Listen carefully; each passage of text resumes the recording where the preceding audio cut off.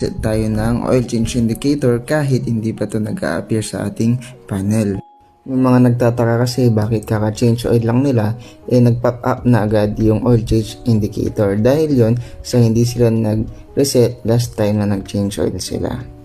Siya nga pala guys, may mga unit like Honda Click na pwede mong iset kung ilang kilometer bago mag-pop up yung oil change indicator. Sa ating mga Airblade is wala, naka-default siya sa 6K. Okay, umpisa na natin. Off muna natin yung ignition.